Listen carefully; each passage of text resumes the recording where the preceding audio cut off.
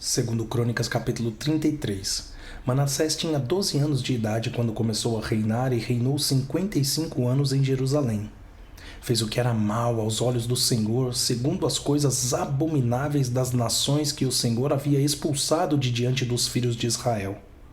Pois reconstruiu os lugares altos que Ezequias, seu pai, havia derrubado, levantou altares aos Baalins, fez postes da deusa Azerá, prostrou-se diante de todo o exército dos céus e o serviu.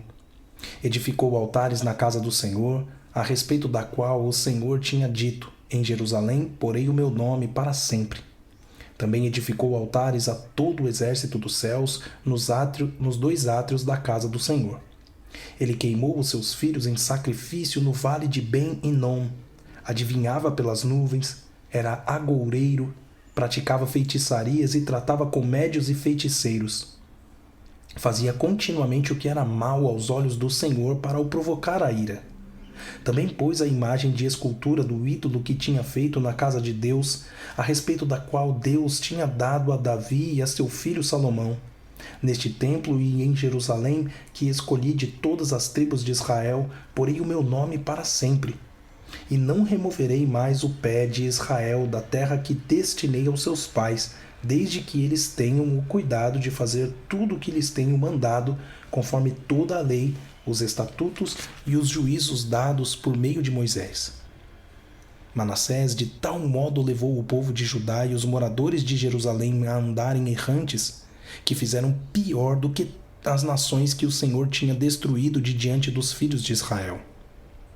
O Senhor falou a Manassés e ao seu povo, porém não lhe deram ouvidos. Por isso, o Senhor trouxe sobre eles os comandantes do exército do rei da Assíria, que prenderam Manassés com ganchos, amarraram-no com correntes e o levaram para a Babilônia. Ele, angustiado, suplicou ao Senhor seu Deus e muito se humilhou diante do Deus de seus pais. Orou ao Senhor, e o Senhor se tornou favorável para com ele, atendeu-lhe a súplica e o fez voltar para Jerusalém ao seu reino. Então Manassés reconheceu que o Senhor é Deus. Depois disto, Manassés construiu a muralha de fora da cidade de Davi, a oeste de Giom, no vale e a entrada do portão dos peixes, abrangendo Ofel. Ele fez uma muralha bem alta. Também pôs chefes militares em todas as cidades fortificadas de Judá.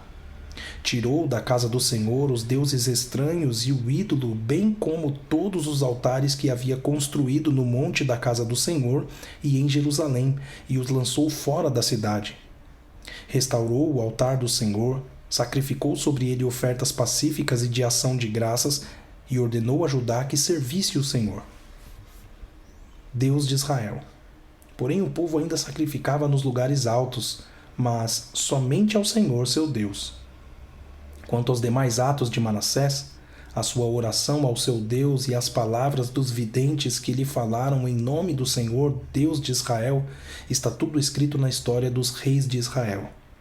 A sua oração e como Deus se tornou favorável para com ele, todo o seu pecado, a sua transgressão e os locais onde edificou lugares altos e colocou postes da deusa Azerá e imagens de escultura antes que se humilhasse, eis que está tudo escrito na história dos videntes.